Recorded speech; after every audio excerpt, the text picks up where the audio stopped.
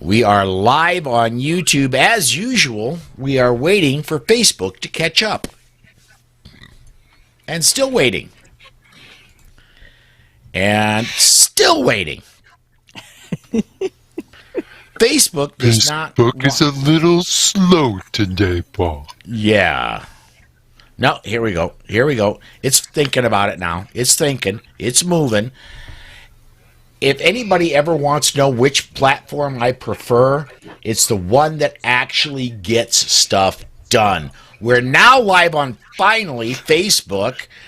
Welcome, everybody. We're going to be recording episode something or another, 577. 577. Of the Polite Society podcast here in a few minutes, in about a minute, where our guest is going to be Patricia Harrold, who is already online, already patiently waiting. I just want to get, before we actually kick things off here, I want to get social media all set up and ready to put the comments up. Okay, so I do want to remind everybody, if you have a relevant comment about what we're talking about, put it up on either the YouTube or the Facebook page, and we will get it put up as we're talking about different things, and we'll comment as we're live on the air.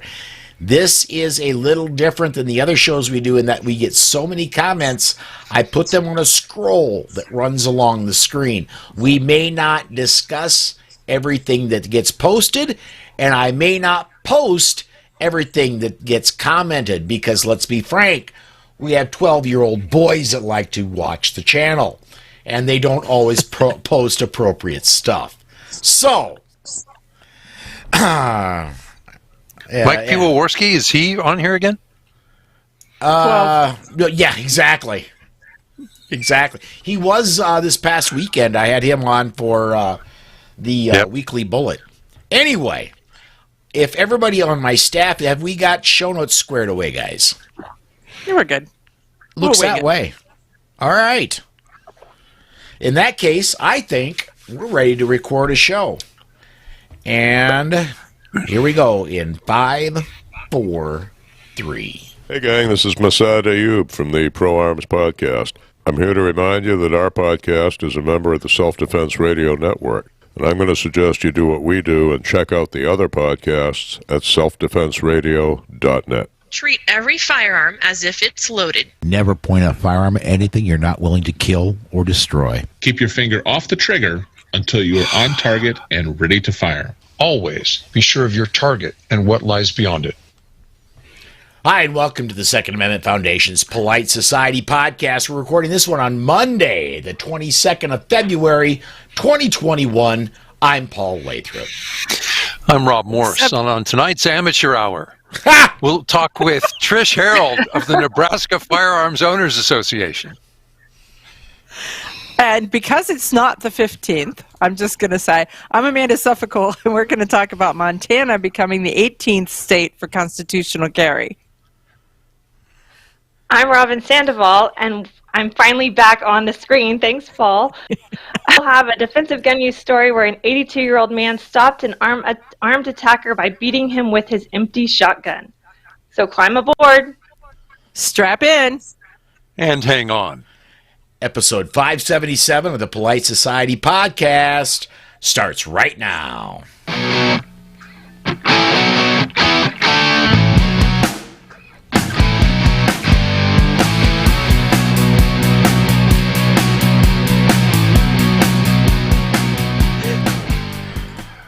All right, it is, and that is not right, and it is Monday.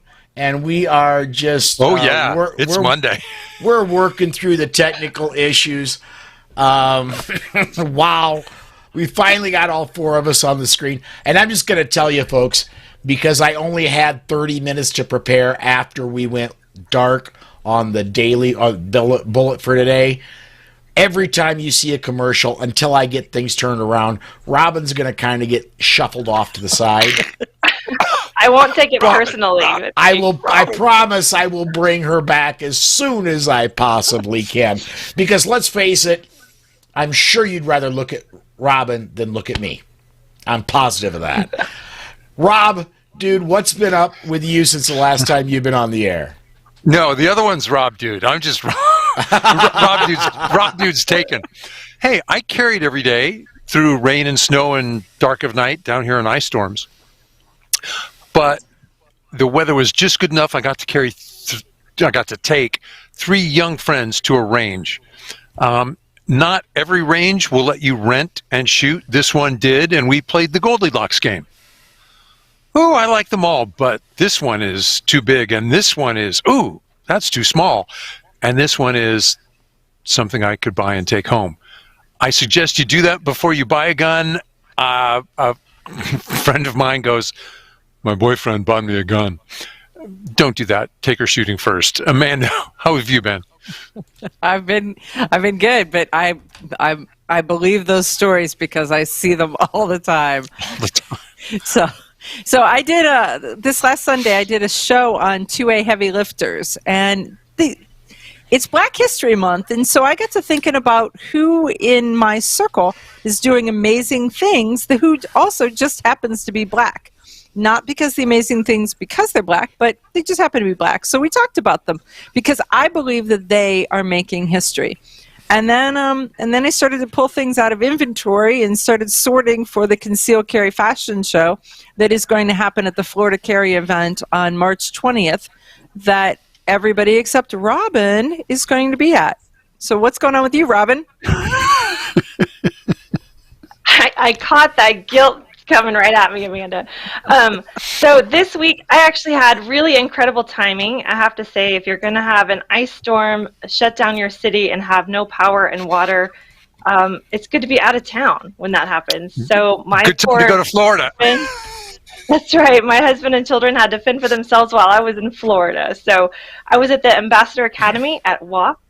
What an incredible experience. Did a lot of just different kinds of shooting, different kinds of training, and then, of course, talking about how to be better Second Amendment advocates. So I got to hang out with some really incredible people, and I had to delay my flight to get into a frozen Austin, made it across town, and then the next day it was back in the 70s, and you wouldn't have known that it even happened. So it's been kind of a crazy week here.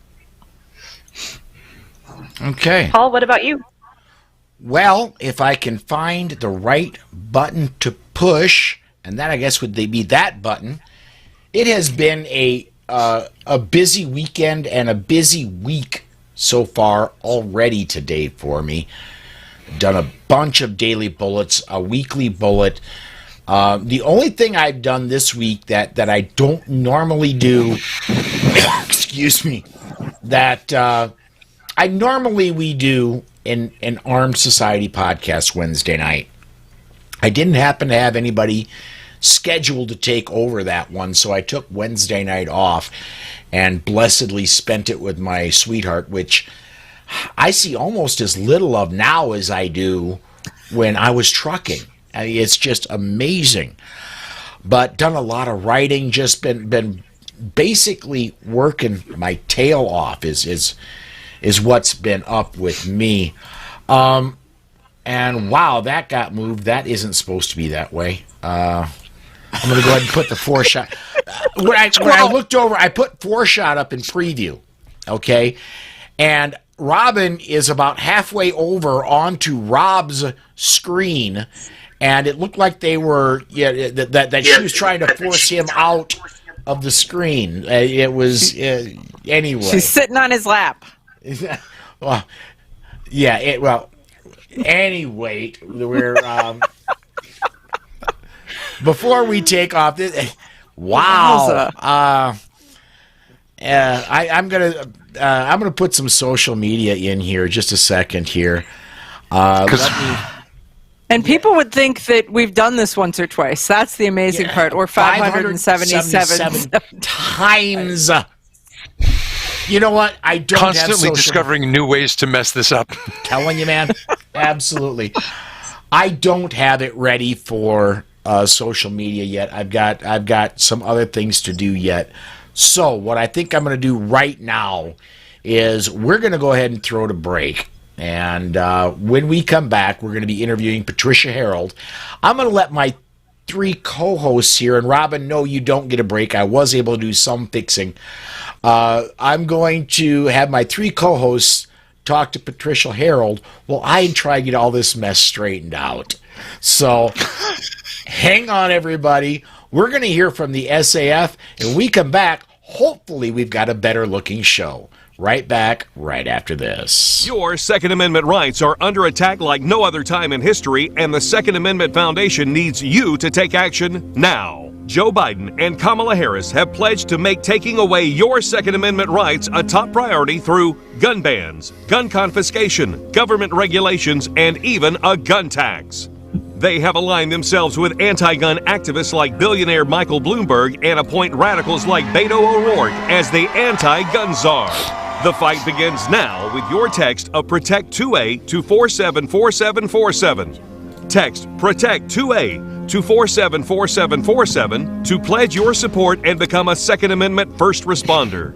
Your right to own a gun and protect your family are on the line. Text Protect 2A to 474747 and join the fight to protect your Second Amendment rights. Text Protect 2A to 474747 to pledge your support and become a Second Amendment first responder. How about that? Everybody's here except for Robin's here twice. How did I do that? I think it's an improvement. Oh! I think we're missing Amanda. Oh! Amanda! Oh, ouch. You're killing me. Patricia, he really is more professional than this. He really is. This is not an example of all of his work. Paul, you had Robin up twice. You could have had me up twice. That would have been rear end ugly. Just don't go there. Okay, all right. Welcome, Patricia. Thank you. Everybody, Patricia Harrold is the president of the Nebraska Firearms Owners Association, and some good things and some possibly not so good things are happening in Nebraska, and the legislature is going full gear, full bore right now. Patricia, to get started, can you give us a little bit of a heads up of what's going on in the legislature, some of the good stuff and some of the bad stuff that's coming up? Certainly. Well, as many of us know, what's expecting to happen at the federal level is happening. You have bills like H.R. 127 and others that are extreme examples of gun control with no bearing on logic or reason. And what's really exciting is we have a senator here in Nebraska, Senator Halloran, who has introduced LB 188, which is the Second Amendment Preservation Act. And if you're familiar with other states that have passed sanctuary statehood with regards to the Second Amendment, this bill would do the same. It would be outstanding to have because it keeps our constitutional rights as enumerated in our state constitution protected from the extremists that happen to be in power right now at the federal government. We also have another exciting bill. We have in Nebraska a castle doctrine language in our state statutes, but we really have a castle doctrine light.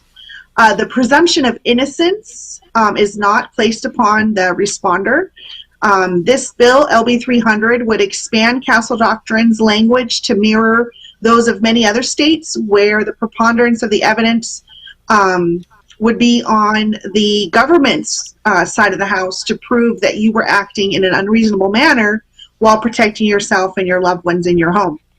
We also have a few other concealed carry related bills. One to provide for a grace period once it expires. Another one would extend it from a 5-year permit to a 10.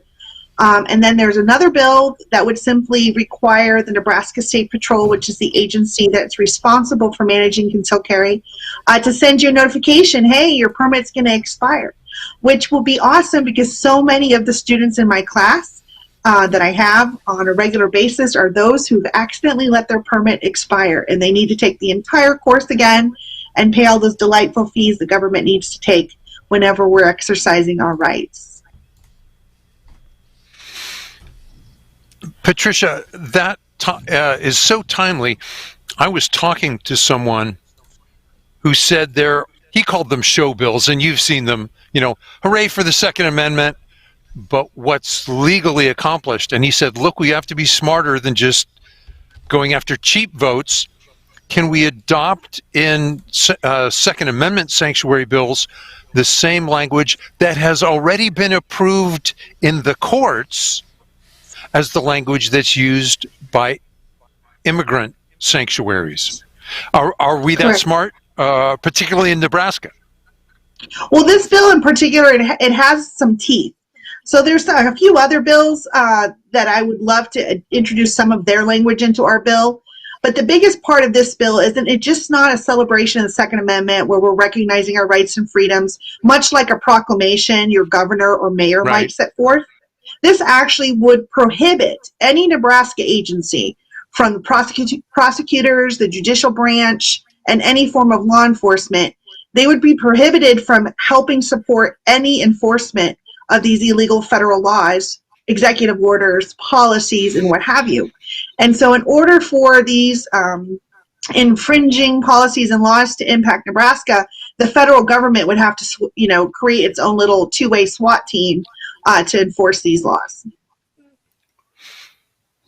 Their idea was, the idea that I heard expressed to me was just slightly larger than that. It was, we like the idea of telling the feds, we won't help you. But as the legislation is enacted, to use the language already approved for immigrant sanctuaries. Because, hey, that puts us one court challenge ahead of the ball. There is a recent article, and I can't remember what state, I think it was Missouri, where they would arrest federal agents coming into the state for attempting to enforce anti-2A legislation and policy. And I thought that was great because that really is putting the teeth into the purpose of protecting our rights and freedoms, really holding them accountable. Where are Second Amendment rights in Nebraska? We are surrounded by some fantastic neighbors. Many of them assume that we have fairly good 2A laws, and we don't. Iowa, South Dakota, Kansas, Oklahoma, they're all doing much better than we do. We unfortunately have a really unique form of government at the state level. The people of Nebraska are literally the House of Representatives. We have no representatives. We have only senators. We have what's called a unicameral. And all the work that they do is done during the day when the majority of us are, working or taking care of our families. And they expect us to come attend these hearings in order to put our perspective forward to ensure that they're representing their constituents, which is difficult because obviously it's really difficult to take a day off of work just to go attend, a half an hour hearing on a particular bill. We're lucky that we only really have 2 days of hearings in Nebraska, February 24th, which is this Wednesday, and March 3rd. We've asked all of our members, we have about 22,000 followers in Nebraska, to attend the hearing and or submit their testimony through multiple channels. So we're really hoping to get many of these bills passed out of committee and obviously to kill those that don't support our Second Amendment rights. We've got several comments coming on social media I'd like to bring up, and DJ Playlice has put up a bunch of them. I'm going to get to a lot of what he's put because a lot of what he's putting up is really pertinent. First of all, he says, Miss Harrold, hello from Omaha. Thank you for being on the show today. And then he says, yesterday in Nebraska 2A history, I was in Lincoln for the public comment hearing. He says, that was the day I transitioned from advocate to activist. Goodness. Quick, give me an author. I'm telling you. And let's see here. I'm gonna go ahead and we'll go back to. So, what are the chances? What do you see are the chances of both good and not so good legislation? If I could ask Patricia to get her crystal ball out, when everything wraps up, what do you see happening out of the legislature this year in Nebraska? So what I would foretell as far as our future is very few of the good bills are going to come out of committee, but we're going to keep all of the bad bills out of committee. And that's really a critical first step. If a bill does not come out of committee, there are some different actions that we can take, especially with the good bills, which we're going to pursue. So because of the importance of LB 188, the Second Amendment Preservation Act, if that one is not getting voted out of committee, the Nebraska Firearm Owners Association has always been a fairly Nebraska nice 2A. We are polite, we are mature, we aren't what you would call your typical gun lobby, the kind that gets always besmirched in the press. At the same time, we're really tired of not holding or having senators not be held accountable for their votes. So one of the things we just discovered is that the votes by the committee members can be made public. Right now, we've never posted who's voted for or against a bill. We are now going to start reaching out and making sure we have that information so that those who got elected by being Second Amendment advocates and are not in execution, we're going to ask for them not to be retained. So the biggest way to keep a politician in check is to make sure they know that we're watching them, we're supervising them, and their future elections are at stake if they don't do the will of the people. Additionally, with the amount of interest that's happening in Nebraska for LB 188, a senator who is not even signed on to the bill could actually make it their priority bill and have it pulled out of committee, which would be awesome. Oh. We've had that done in the past, and so we're going to look at that strategy as well.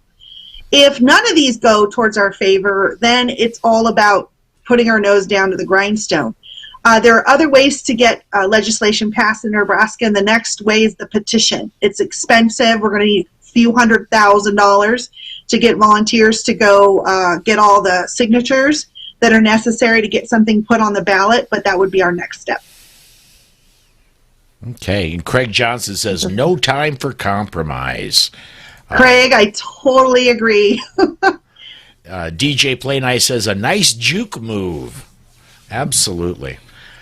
I'm going to open this back up to my side. How did I get two of Patricia in there and only one and no Robin? No Robin. And no Robin. This is boy, I have to fire that video producer. I really do. When you go away from the notes on the side, Robin comes back. So when you shrink the screen, Robin goes away. Oh, we could just pop her back in that way. We could. It would be magic. that works too. So I have a question for Patricia. Are you finding in Nebraska that your state, like many of our states, really vary among urban areas and rural areas? Is that shaping the Second Amendment conversation at your legislature? Sure. What's really, and definitely true. I would say where our state capital is, as well as our university, that is probably the greatest source of angst as far as the Second Amendment community is concerned. It's a far more purple region of our state than what you might expect. But the thing that's really interesting is what I really think is happening is a lack of awareness. We are 100% volunteer, 100% grassroots, and membership in our organization is free, which means we don't have a whole lot of money to put out a whole lot of advertising to let even people know we exist. And if they don't know we exist, then they don't know what's happening. And we did some surveying the last quarter, and we found out that a lot of individuals actually think that Nebraska's gun laws are actually better than they currently are, nor do they know half the time when a bill is being proposed, how to learn about that bill, and what are the impacts of that bill. We've also learned that some of our more sneaky senators are doing a really good job of titling a bill so that it looks neutral. So there's a anti-suicide bill that's being proposed this year, and it really has nothing to do with regards to reducing suicide. It is simply a mandatory waiting period bill and an advancement of fees for the firearm purchase certificate. And so who would be against an anti-suicide bill until you actually read the text? And so what happens is we get put down for being against that bill because we know how badly it's crafted and what it'll do to gun rights. And those who are for it are for it without knowing that there's actually a negative impact and it does no good. So we are playing Stratego, or Stratego, is that what the game was? Anyway, Stratego, yeah. Stratego, yeah. So we are now doing much more what we call grassroots connections. So we're reaching out to any and every organization and group that possibly could have an interest in the Second Amendment, what's happening in Nebraska, and we're asking them to spread our message and share our message. We don't have to be the voice or the source as long as that message is getting out there. And that's basically taking advantage of lessons learned that we had last year. We actually had the largest hearing in Nebraska history. We had over 500 people show up to testify at a hearing where they only got 2 minutes to speak. We had every single open space at the state capitol full of people who were testifying against a bill. And that's by using the grassroots techniques that we're adopting. So we'll be continuing to do that and making sure people know that in Nebraska we have a long way to go before we're really where we should be. That's fantastic to have that kind of turnout. It really is. It was amazing. It was awesome. But like you say, anytime a good thing happens in the 2A community, somebody has to ruin it. So there was a young guy who kind of showed up in a goofy outfit, and the press only covered him. Yeah. He wore the Hawaiian shirt and like tactical helmet, and they ignored the other 500 people. But we knew we were there, and our senators knew we were there, and that's what's more important than good press. Use that. Wait, let me use that though, because one of the things that I learned in advocacy school was the fact that if the other side is having some event and you go in crazy clothes, guess who the press talks about? If you go with a sign, the press will cover one of each. And so in Ohio, I had to. They were doing an anti-gun rally in my town, or in the town that I work in, and so I told my boss, I'm like, hey, I got to take a long lunch because I'm going down to stand on the street corner with a sign that I got out of shipping that I made with a marker, and I was on the news. Is use it, so know that they do that, and so be the crazy person in a red felt hat with a pheasant feather or something, you know? Love that idea. I'll dress up however I need to in order to get our rights protected. Patricia, you brought up a little bit ago that people in Nebraska seem to think they've got really good firearms laws. As a part of the weekly bullet I did on Saturday, one of the major topics in news that came up was, I'm holding up here, the Giffords Law Center ranked all the states on their gun laws.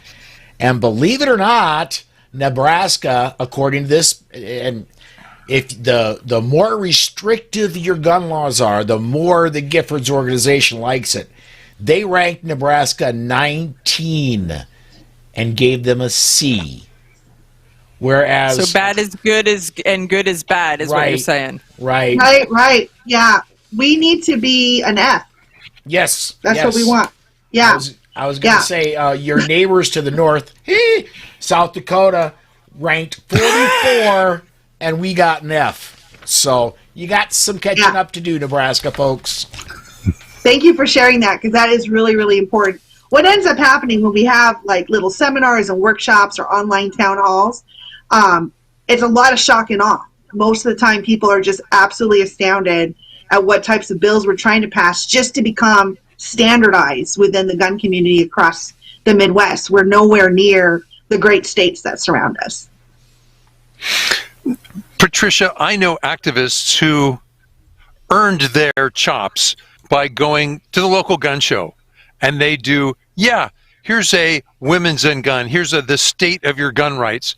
And after you do that a dozen times, you're ready for the local press coverage, because been there, done that, answered that question.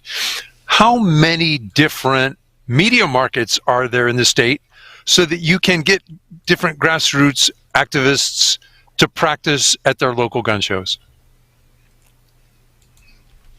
Gosh, so from a 2A perspective, we're really the only Nebraska-based gun rights organization.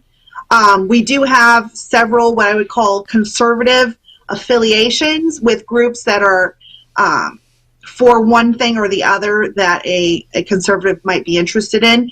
The thing with Nebraska firearm owners, we're not Republican, we're not Democrat, we're not Libertarian. 2A is really for everyone. We have many friends who espouse that idealism. And in Nebraska, there are quite a few Democrats who are pro 2A. But to your point, matter of fact, we're actually starting to host workshops. So this Monday, March 1st, will be the first time I'm hosting a legislative workshop at a range. We're going to be partnering with all of the FFLs across our state to create a working relationship where we can promote them and they can promote us. We're also going to be reaching out to all the concealed handgun permit instructors to do the same. We'd love to support their classes if they would share information about us. And so we're really hoping to really kind of create a communications hub. Omaha is known for that. We're like the telemarketing center of the world. We're sorry, but it's we have no accent. But we at NFOA can be the same for the Second Amendment in our state. So that's what we're hoping to do. All right. We are coming up on the break. If I could, Patricia, I want you to hang out for one more segment, okay? Okay. All right, folks, we are going to step aside to break. We're going to hear from ACLDN, and we'll be right back right after this. This portion of the Polite Society podcast is brought to you by the Armed Citizens Legal Defense Network. If you carry a defensive handgun, you need protection from the aftermath of prosecution. Even if you do everything right, you can be the victim of an overzealous prosecutor or even be falsely accused. That is where the ACLDN comes in. They provide immediate assistance when you need it most. If you find yourself under arrest, they immediately pay bail money and the retainer for your attorney. Additional funds are available for trial and civil proceedings. Beyond the money, they have far and away the best team in the industry, providing you invaluable information and training DVDs that are included with your membership and who stand ready to work with your lawyer on your defense. People like Masad Ayub, John Farnham, James Fleming, Tom Givens, Emmanuel Capelson, Dennis Tueller, and led by Network President Marty Hayes. Initial membership is only $135 for your first year, and you get 8 incredible training DVDs and other educational material when you join. If you don't have tens of thousands of dollars to defend yourself at your disposal right now, you need to be a member of the ACLDN. Go to armedcitizensnetwork.org and become a member today. And please mention that you heard about them on the Polite Society podcast. Hey, and welcome back to the Polite Society podcast, powered by the Second Amendment Foundation. I want to bring in a couple more and gun websites. Pete put up some really good points. I want to get these in real quick. He says, we do not need to fear the weird gun people, tactical types, cowboys, cosplayers, buds, cops, or any other facet of our huge community, in my opinion. They make us stronger. DJ Play Nice says, values are conservative, small c, here, in a great nonpartisan way. I promote this fact whenever possible. And yeah, I'm Pete, gun websites, dude, you are absolutely right. We need to have a monster huge tent. I have friends, and there have been friends on the air that are strong conservative Republican, but my personal belief is anybody who believes in the Second Amendment, we need them with us. It doesn't matter what they believe in. Personally, I've said this before. I said this about an hour ago. I don't care who you sleep with. I don't care what you put in your body. I don't care, as long as you are pro-Second Amendment and willing to walk the walk with me, come on along.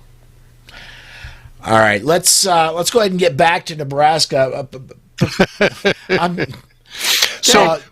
Rob, go ahead. You just said something really important. A lot of Democrats at the national level walked away from the Second Amendment. You're telling me they still support it. Democrats support the Second Amendment in Nebraska. So tell me about bipartisan support for some of the bills you'd like to see passed. So that's the thing that's interesting. We have a nonpartisan legislature. So they don't represent themselves as Republican or Democrat. They all all are to work together and collaborate across the aisle, if you will. And so what we have found is on occasion there are senators who you would assume were Democrat if they were labeled as such, put forward some good legislation or even counter bad legislation. And so that's one of the things that is unique to Nebraska. There are definite lines if you were to draw them in the sand, but that does make our job a little easier. But talking about the subject of diversity, one of the things that's interesting is, I grew up on the West Coast, and so diversity was just like you walked out the door and there's diversity. I came to Nebraska in 1998, so I've been in Nebraska longer than any other place in my life, and the first thought when you see Nebraska isn't so much, oh, this is a diverse state, but it actually is. You just have to go to places where the diversity exists, and one of the key initiatives that NFOA is going to do is we're going to host a diversity shoot. There is a great gentleman who runs 2A is for Everyone, and we're going to bring him down to Nebraska, and we're going to host a day-long event. No politics, just 2A for everyone. We're going to have instructors and range safety officers and vendors and sponsors provide an opportunity for people of all walks of life, all backgrounds, all shapes and sizes to join in the celebration of all things 2A. And we're looking forward to that. That'll be this summer. So that's Tony Simon, do you have right? a venue for yeah. Tony Simon, yes. Yes, we have a great host range. Yeah. Mm-hmm. Tony Simon has a great tagline, and he says, pound for pound, he is the biggest Second Amendment advocate that exists. Because I love him. Yeah, because he's a really, really big guy to begin with, and it's just pretty cool. He's Rubenesque. He's also the world's biggest gun bunny. Yes. Yeah. So the beautiful part about that, we just love his energy and his positivity, and he walks the talk, and what he's done throughout different communities is what we want to bring to Nebraska. And that's just a starting point. That's just a plant a seed. This will be our first event like this, and we hope to have many, many more. So we're really excited. Let's see. Hey, in one of the other statements you'd made, you said that you guys don't, the NFOA does not collect dues. You're not a membership based as that. So do you collect donations? I mean, can people who want to support what you're doing, can they donate to you? You urge that? Are you saying, put some money in my little cup? We love it. Absolutely. We are a member-based organization, but our membership is free. So our founder went to a gun rights policy conference and was inspired to create the grassroots Nebraska Firearm Owners Association. And he really had two elements that he wanted to be sustained throughout our existence. The first, that we would be grassroots and volunteer-based, and the second, that membership would always be free. But we do absolutely take donations. Many of our members are gracious and generous, and we do hold donation drives for specific initiatives. But what I'm really proud about saying is the majority of our members put in their own sweat equity as well as financial equity. So when it comes to supporting NFOA and we need to spend money for the organization, many of us are writing our own checks to have events and secure support from wherever we need to, whether that's a mailer or a new website or what have you. Going forward, we are definitely going to be raising some funds for some strategic initiatives where our members know exactly where that money is going towards. And those will be forthcoming this year with regards to education and outreach, as well as the fact that many of us are considering the development of a political action committee. So we're a 501c4, which means we're lobbying and education. We can't do any electioneering. So we're going to create an affiliated political action committee, which will happily elect senators who will vote the way that Nebraskans want.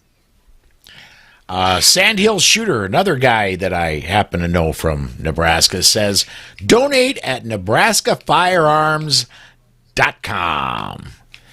And keeps repeating that. I get it, really. I do, yes. Yes, Sandhill Okay. is an incredible advocate for NFOA. We love him. All right. And he's a member of your board, too, so I hope you like him. Gerald says it would be a great thing for a group or a large set of Democrats to promote the second. I agree.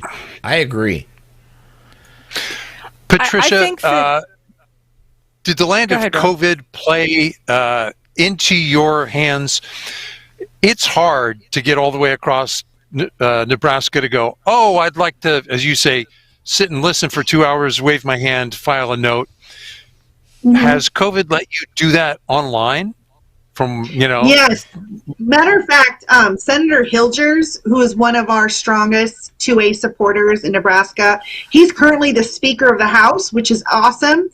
He and his team worked really well together to create some alternative ways for Nebraskans to make their voices heard. So there's some online communication that didn't exist before, ways to submit comments directly to each committee as well as committee member. And they've also streamlined the testifying process to provide people an opportunity to not have to be so socially close while they're waiting to testify. We're really hoping that makes the turnout positive on February 24th and March 3rd. But even if people can't show up, there's lots of online ways via email and the online comments feature for Nebraskans to make their voices heard. Thank you. I was hoping that was true. That's great news. Okay. Any other questions for Patricia, or should we set this aside? I'm really impressed with your networking and outreach and how you've already said you're reaching out to the FFLs and that you're using people that you know are engaged and do have a stake in the game. And I love that you're inviting them into the conversation.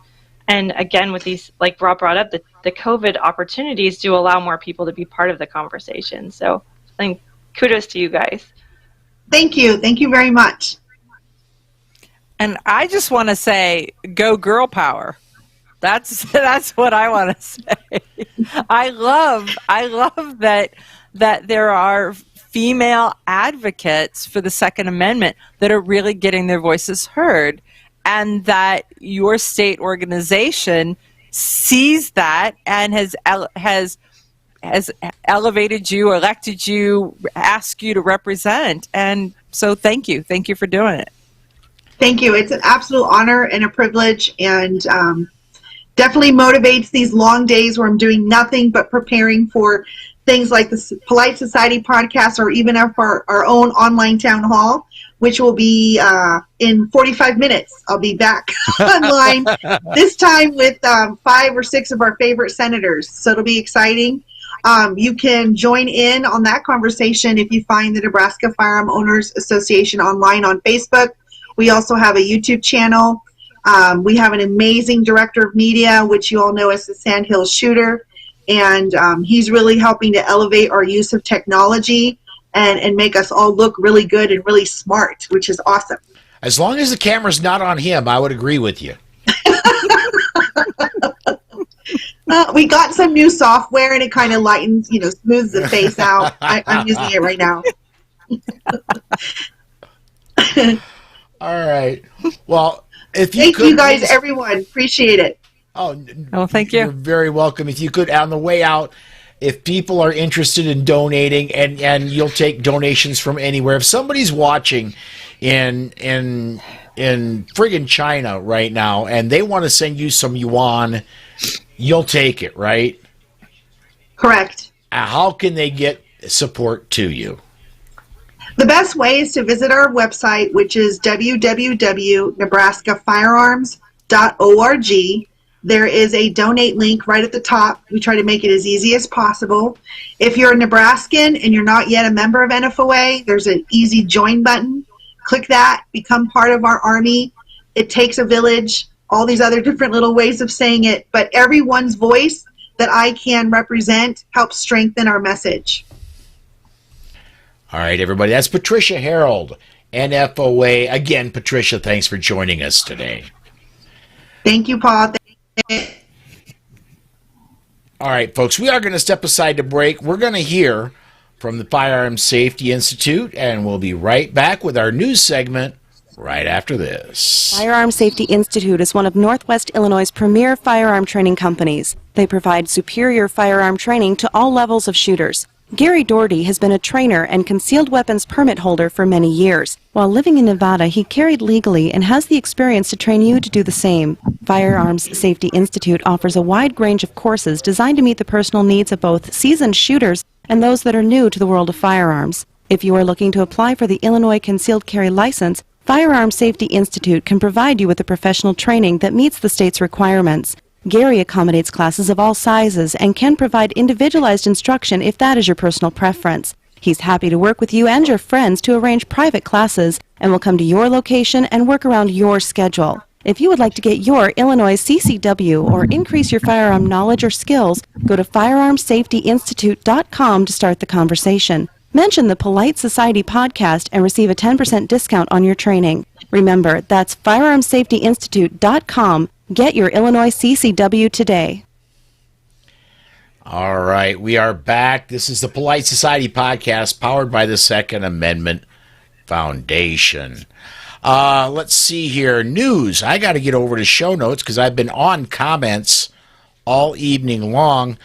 We don't really have any news parsed out for which we're going to talk about, which we're not. The one thing I want to talk about, folks, that just came out today, if I can get to my press release here, Amanda and I talked about it about, I don't know, an hour ago. Yeah. A U.S. District Court judge in North Carolina has ruled the plaintiffs in a case challenging last year's temporary suspension of accepting and processing pistol purchase permits, allegedly due to the COVID-19 outbreak and state of emergency declared by Governor Roy Cooper, may pursue damage claims and associated claims for declaratory relief and attorney's fees. That's the Stafford versus Baker case. Basically, what that says is, yeah, you did eventually get her a concealed carry permit or a pistol purchase permit. That's nice. However, you still violated her rights. You're still going to have to pay for it. That's a huge win. If, for example, in this case in North Carolina, if you take somebody's rights away unduly, you're going to have to pay the price. And I think that's awesome. Now, here's a question on that. So she sued, but they stopped issuing permits for something like 36, 38 days. And, cited COVID.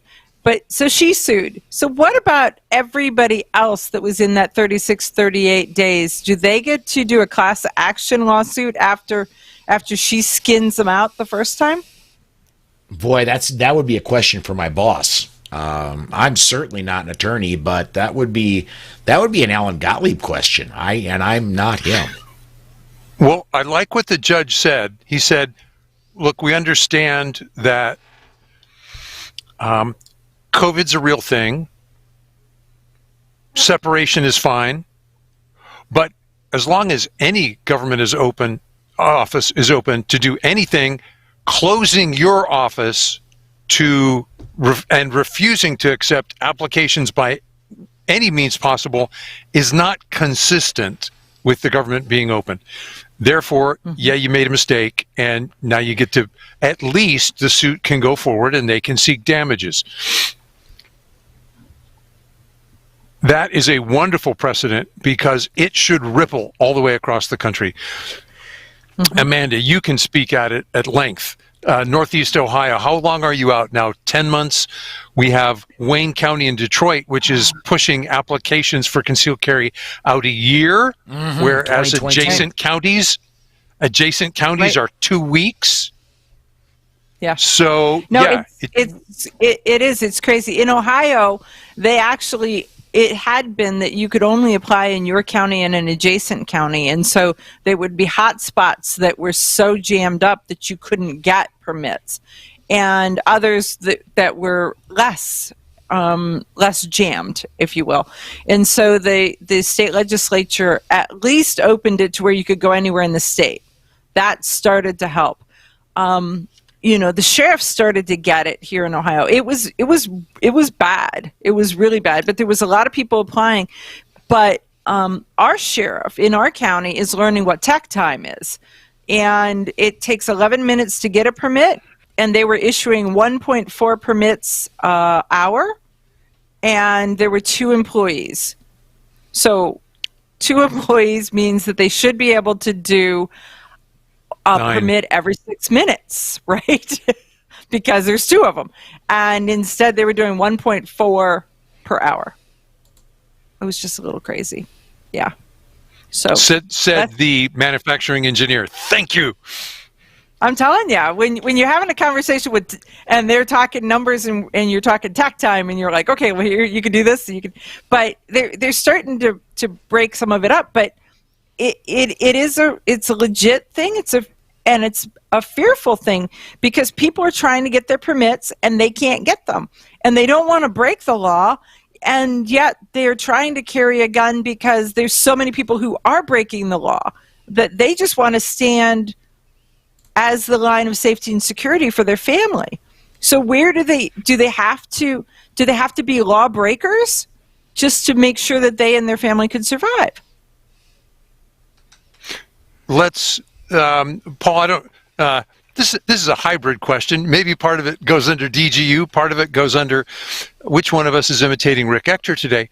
But I noticed that there was a open carrier at a gas station in Detroit where, his head's down, he's got the nozzle in the tank, he's checking his phone, and a kid runs by, pushes him, grabs the gun, and is around the corner by the time the former gun owner turns around and looks. And I just had to make sure it wasn't anybody I knew and love in Detroit. But the delays to get a concealed carry permit in Detroit are a year. So someone said, great, I'll open carry. Look what happened. Yeah. I'm going to specifically talk about open carry and that instance. Folks, if you're going to open carry, you're at a tactical disadvantage. It's through that story you can see that. I'm going to encourage you, if you're going to open carry, get additional training, and for Pete's sake, please get a retention holster. That way somebody just walking up to you and doing the quick grab and run gets a whole lot of, this guy's butt is moving with me, something isn't right here. Or this girl's, let's not be sexist.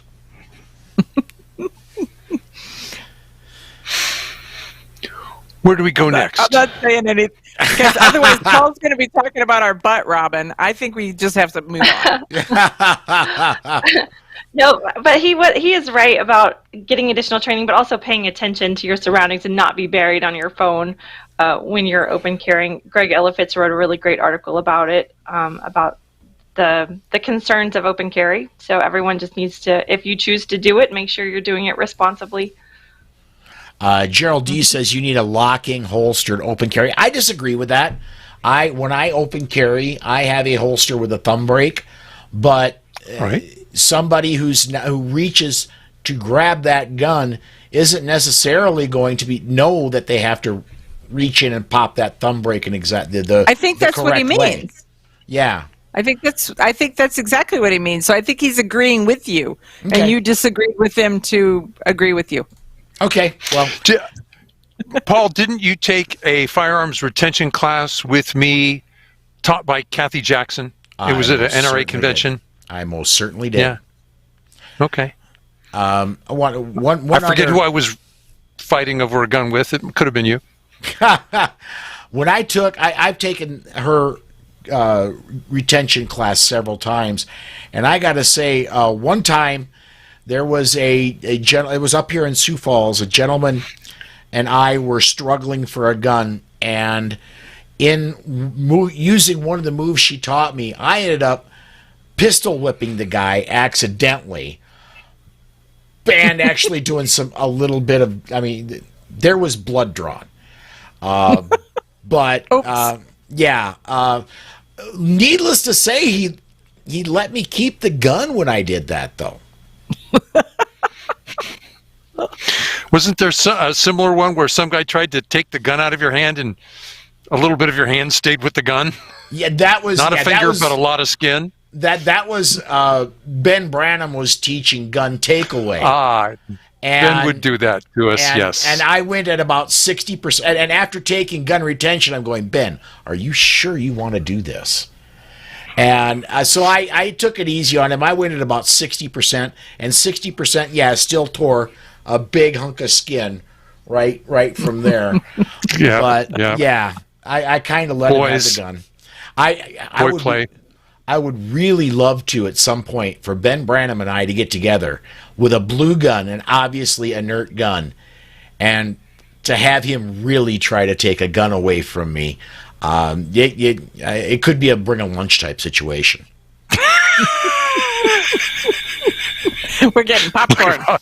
Look at Robin just. I'm just waiting for someone's arms getting broken, some fingers getting broken. Right. That's how it goes down in those training scenarios. I'll bring the medical kit. Since are we still imitating a news segment, Paul? Yeah, it kind of, yes. Okay. I was intrigued by a different perspective on objections to Sheila Jackson Lee's HB HR 127. A bunch of retired law enforcement officers said, you're creating a national firearms registry.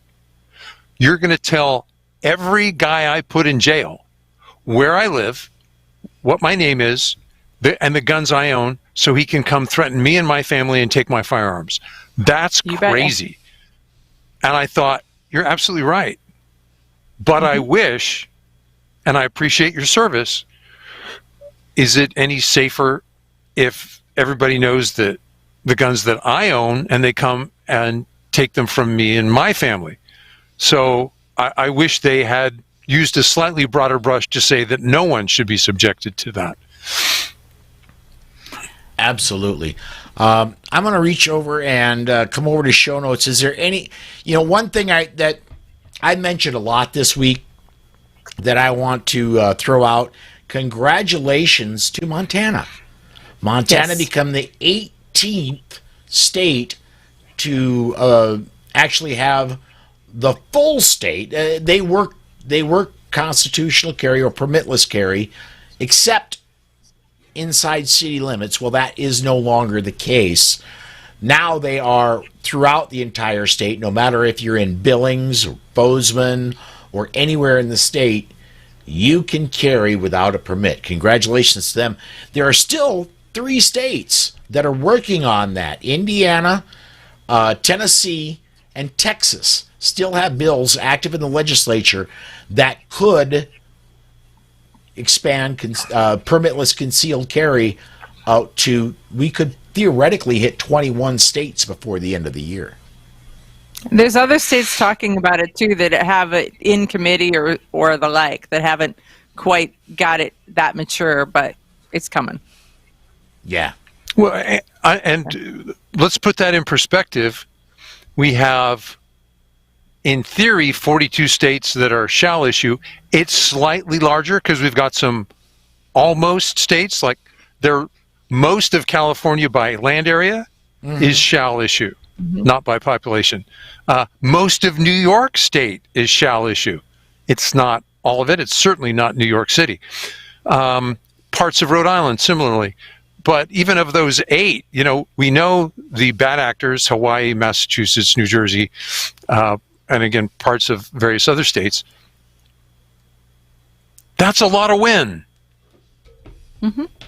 18, maybe looking at 21 states for constitutional carry. There are 20 million of us. And which I was telling the new gun owners that I just took the range, there are 20 million of us, 10% of the adult population. By the way, that's like 9 times larger than all the military and law enforcement in the United States combined. So if somebody wants to come and say, yeah, we'll just round up the guns, and I'm going, oh, this will be interesting. I want to watch this. I want to see how you're going to do that. Another bring a lunch, yes. Another bring. It's going to take a lot of MREs. So those are wins, and thank you and the SAF for talking about them. so that more people understand the size of the win.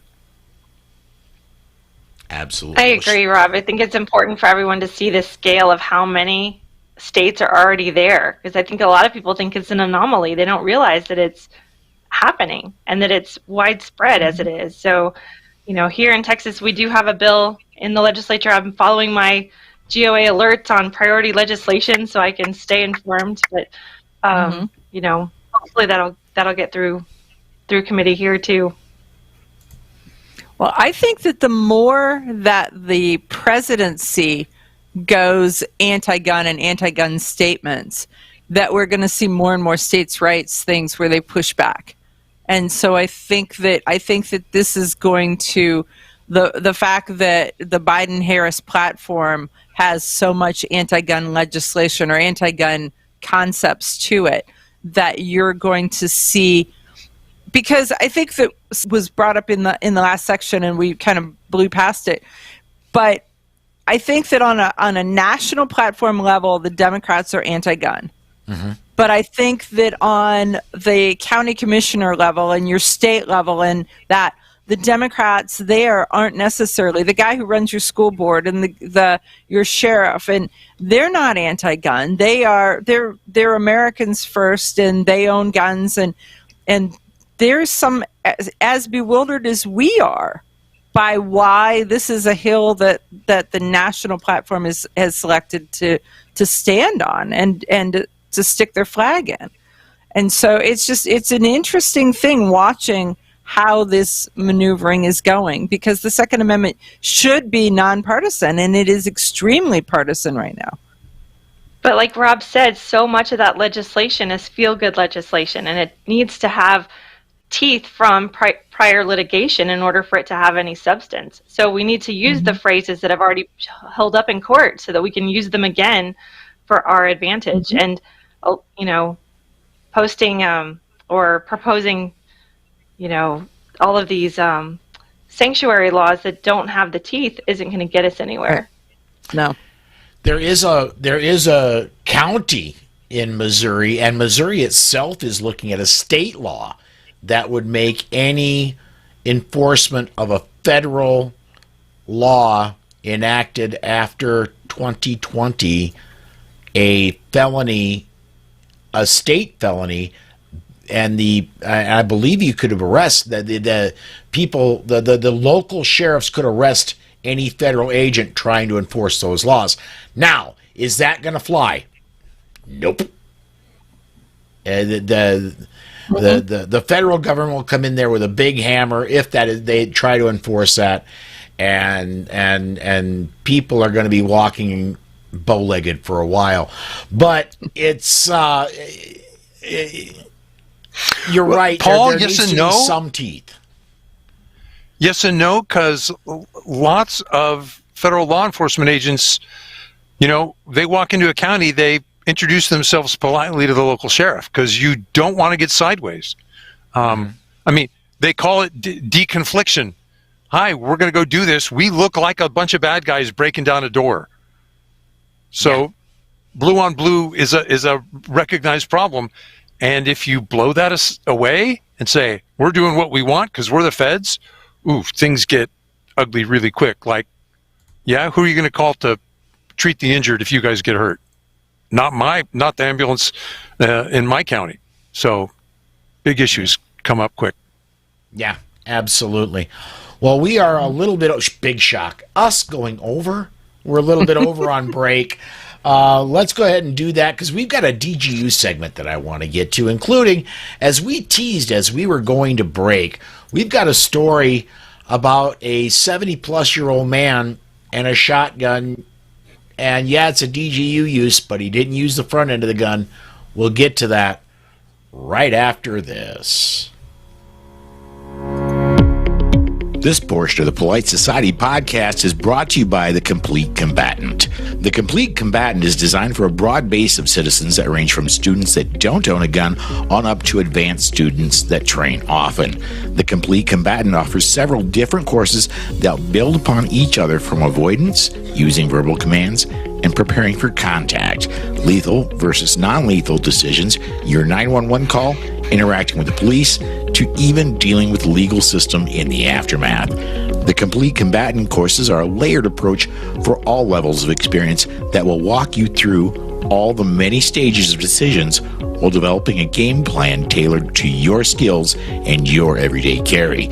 Please visit www.thecompletecombatant.com and make sure you mention this ad to receive 15% off. Again, that's www.thecompletecombatant.com and mention the ad for 15% off. Okay, and we are back. This is the Defensive Gun Use segment of the Polite Society podcast, presented by the Second Amendment Foundation. These discussions are not legal advice. Some of us are trainers, but this is not formal training, and you need formal training. The Defensive Gun Use segment is intended as information, not as training. As always, the opinions of the hosts are only their own opinions and not those of any sponsors or other affiliations. Who wants to grab this first DGU? Me too. I'll take it. Go, Rob. Okay, go. Okay. Welcome to Aiken County, South Carolina. Ignore the sign out front that says beware of dog. Worry about the homeowner. It's 2 a.m. Here's a knock at their back door. 82-year-old man, 79-year-old woman live there. And as a perpetrator, a 61-year-old man runs inside the home and starts to attack this couple with a large knife. He's using the pommel, the base of the knife to hit people. He knocks the woman to the ground, uses the blade to cut her forehead, and at this point, the 82-year-old homeowner has had enough. There's a shotgun on the wall. He grabs it. He uses the barrel of this gun, and I think the polite description is subdues the assailant. He hit him until the assailant stopped fighting. Okay. Introduce emergency medical services, and the attacker is unresponsive to deputies. He's covered in blood. The attacker's unresponsive to medical services. I don't think they take him to the hospital. He never regains consciousness. And now they've got, this couple goes, well, that was an exciting visit, and now they have to clean the blood off their floor. Like I said, don't worry about the dog. What do you guys think? I think that has something to do with the price of ammo these days.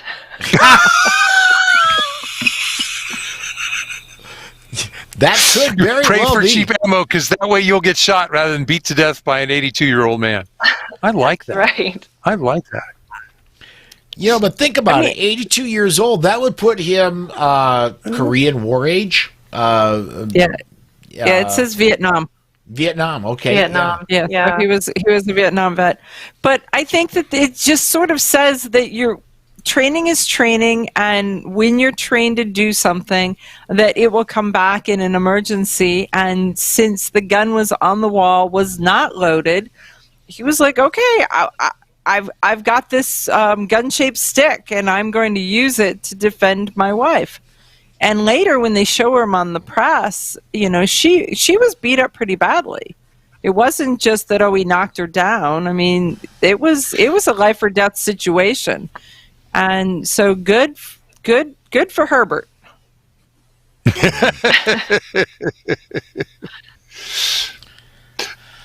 Do we want to grab the next one? Or we want to move on. That one in my show earlier notes, one. That was the second one, which is why I'm like, what's he talking? Where is that one? Oh, there it is.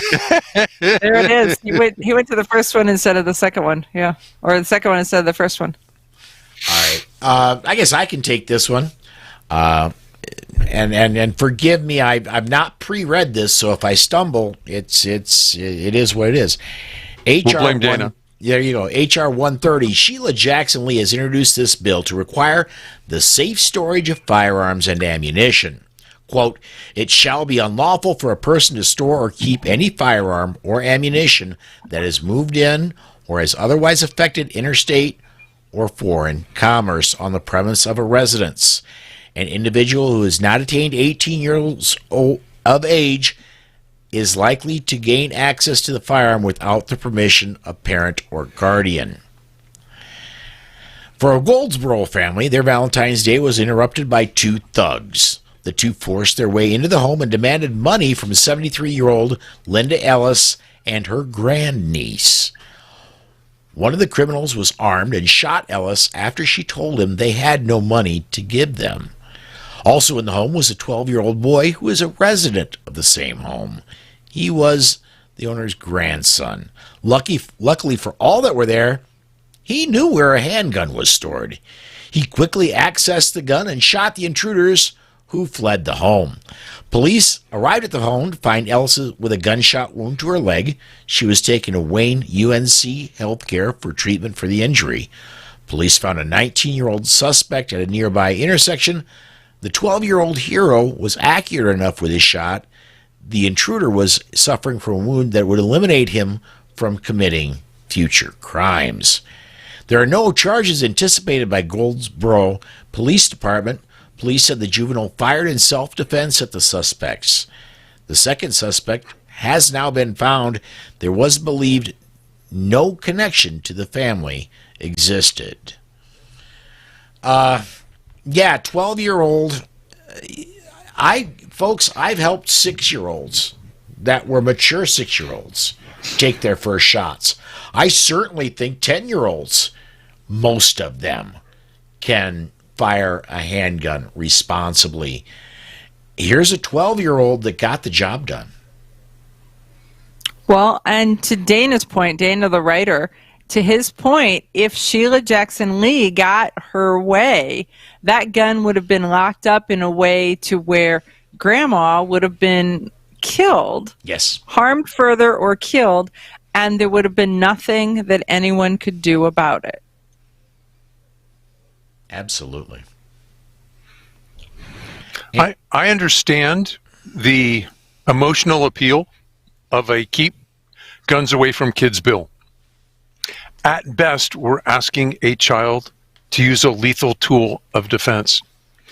What we forget is they're about to see a murder or a horrific injury to innocent people. There is no good news anywhere to be found here. This child is seeing things they should never see. Someone else brought that into their home.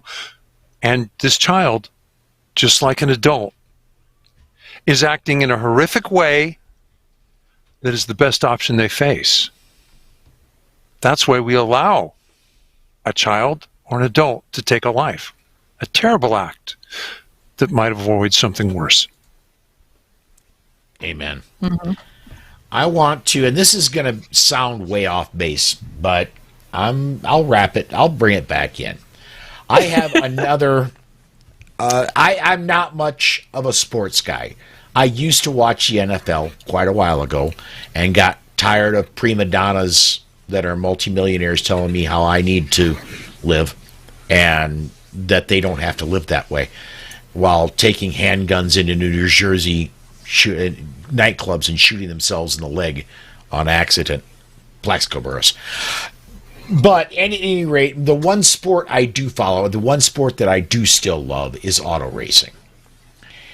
And to become a successful auto racing competitor in the very elite, in the NASCAR Cup League, in the IndyCar Series, in Formula One, in the world of outlaws even, you need to start very, very young. You're 6 to 8 years of age when they get their first cars and they first start training. And don't kid yourself, these kids are training for something they love. I think we need to be introducing our 6, our 8, our 10-year-olds when they're responsible enough. And it's a case-by-case basis, folks. But we introduce them to the love of shooting early. And who knows? We could be training, we could be introducing the next Jerry Mikulik or Lena Mikulik or whoever. But Dakota Overland. I mean, yeah, there's a lot of them. Yeah. So, is shooting fun? Absolutely. And if you introduce that love of shooting early, should something like this happen, that 12-year-old has plinked a lot of steel in their life, guess where that shot's probably going, and it's not going to be into grandma. Gotcha. And anything else on this? Are we ready to go to our last segment? Sure. All right. Let's go ahead and do that. We're going to hear from Juice for the preservation of firearms ownership. And then when we come back, we'll talk about blog posts, what we've been writing, what we've been doing, and we'll close the show out right after this. In 1928, Germany required its citizens to register their firearms, making possible Hitler's 1938 Nazi Weapons Act, disarming all Jews. Now ask yourself, what is the real consequence of registration? All in favor of gun control, raise your right hand.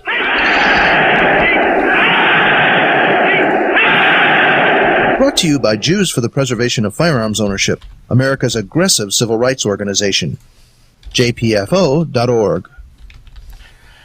And welcome back to the Polite Society podcast presented by the Second Amendment Foundation. This is our final segment, and I want to, Rob, I don't see anything up in show notes. I lied. You popped something up there. Okay, what's going on over at your Slowfax blog, man? Well, it wasn't at Slowfax. I now get to write the Armed Citizen column at AmmoLand. So, like our defensive gun use, we take an in-depth look. I got to talk about what I called not home alone.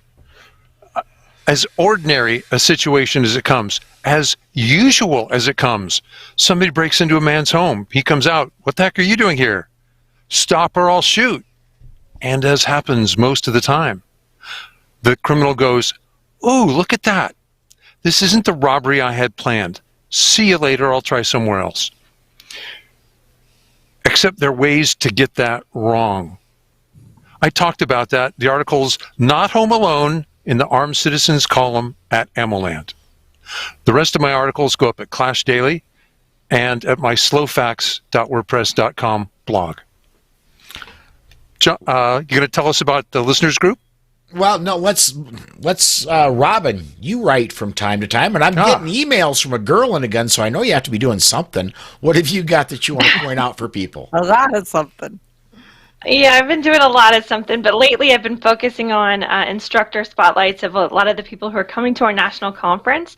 I'm grateful that we have talent from some of the nation's best instructors coming out to train with us, and so I've been doing a little spotlight on each of them. And I think that's it really in terms of news. I did write a little blurb on recoil and what it is and how to manage it, and you can find all of my essays and articles at agirlandagun.org.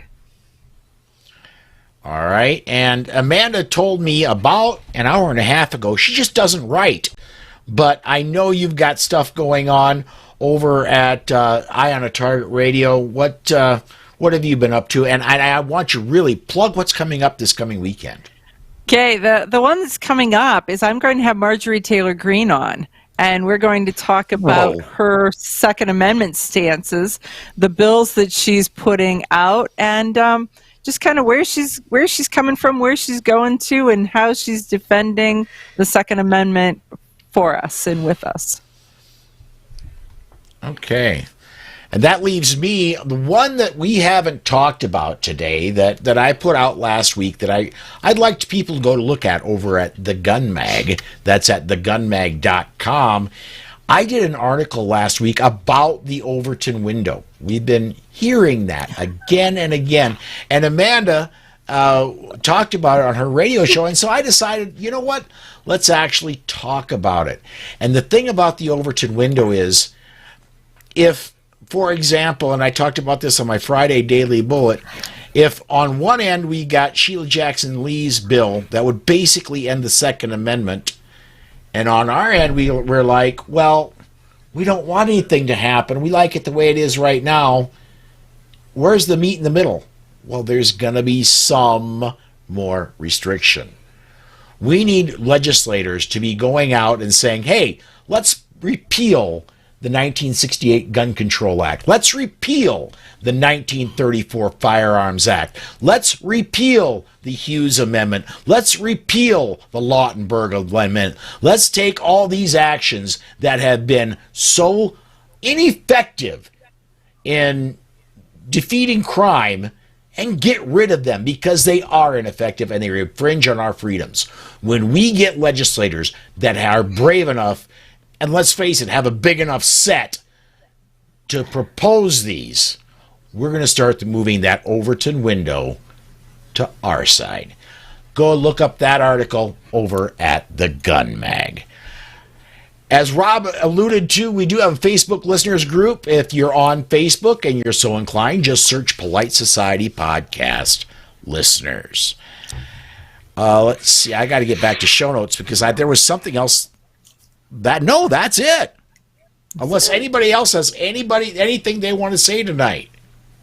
Well, I kind of wanted just to chime in a little bit on. It's been on my mind, and so I think I've been inspired to go write an article on this, but on the safe storage of guns in the home, because I think as responsible gun owners and instructors, we need to teach parents how to properly educate their kids and have that conversation with their kids so that they are safe in the home.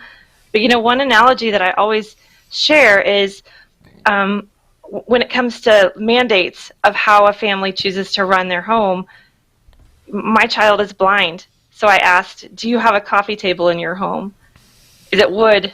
Is it square? Does it have pointy edges?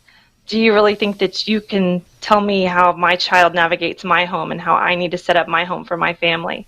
And it's kind of the same with firearms. Are you a credentialed instructor? What training have you taken? Do you think you can really make that call for me and how I set up my home for my family? So having these conversations with people and making it personal and inviting that conversation, but also educating parents about it, I think is a really important blog topic. So I'm excited to get started on that. I like Very it. cool. Yes. All right. Well, at that point, then, that does wrap it up. Another episode of the Second Amendment Foundation's Polite Society podcast. I'd like to thank Patricia Harrold of the Nebraska Firearms Owners Association for joining us today. So for Amy, Dana, Tracy, John, Susan, Amanda, Robin, Charlie, and Rob. Until next time. Stay safe. Be aware. And we'll see you down the road.